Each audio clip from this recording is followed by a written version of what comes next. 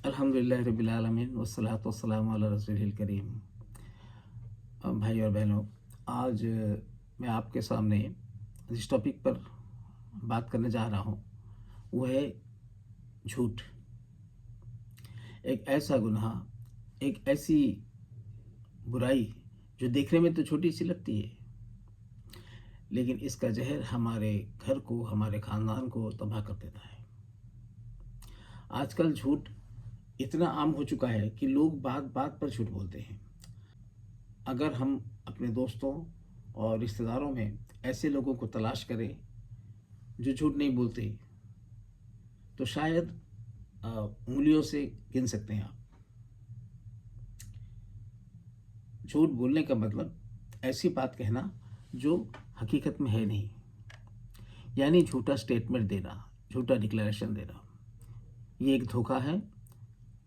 अल्लाह के रसूल सल्लल्लाहु अलैहि वसल्लम ने फरमाया कि ये खयानत है। तुम अपने भाई से कोई बात कहो और वो उस पर यकीन करे, जबकि तुम उससे सरासर झूठ बोल रहे हो, तो ये उसके साथ खयानत है। झूठ इंसान के भरोसे को मार देता है। जो झूठ बोलता है, लोग उस पर यकीन करना छोड़ देते हैं।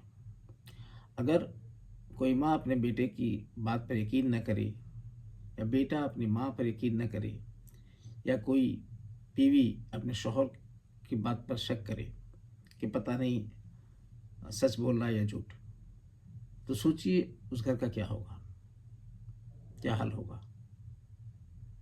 एक झूठ 100 झूठ को जन्म देता है। एक झूठ को छुपाने के लिए दूसरा झूठ, दूसरे को छुपाने के लिए तीसरा झूठ, इस तरह इंसान बोलता चला जाता है। और झूठ बोलने वाला आदमी बेचैन भी रहता है। उसे हर वक्त एक डर लगा रहता है कि कहीं मेरा झूठ पकड़ा ना जाए।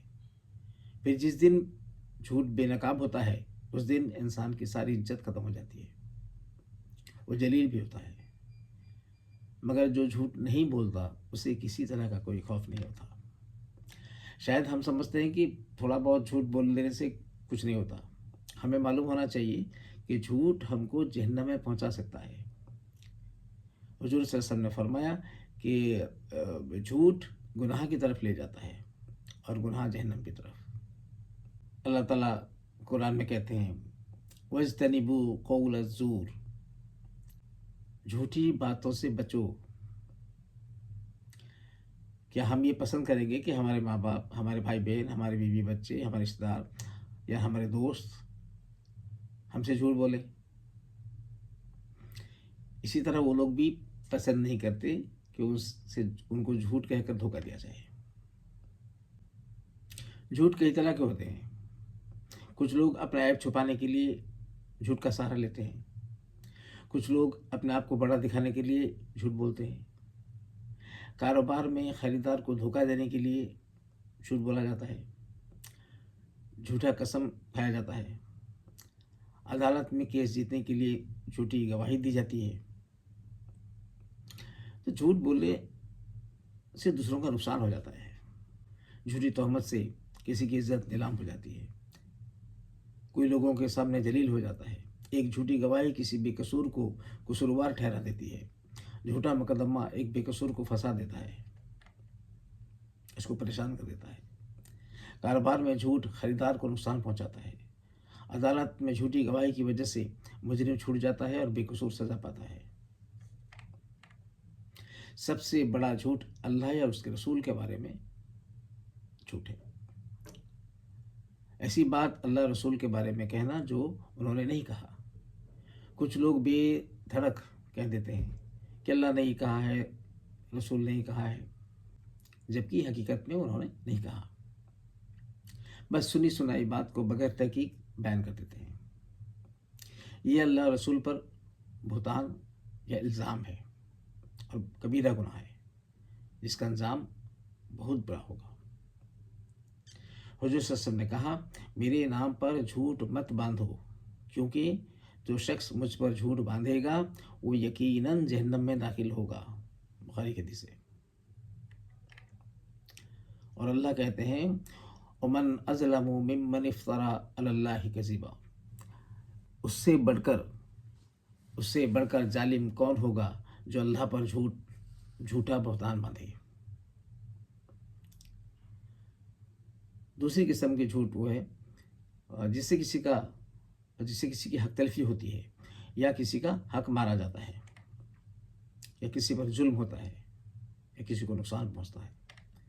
इस किस्म के झूठ भी कबीरा गुनाह है और इस्लाम में हराम है। झूठी गवाही देना, किसी पर झूठा इल्ज़ाम लगाना, या झूठी कसम खाकर किसी को धोखा देना कबीरा गुनाह है। किसी नेक मकसद के लिए ज़रूरत पड़ने पर झूठ बोला जा सकता है।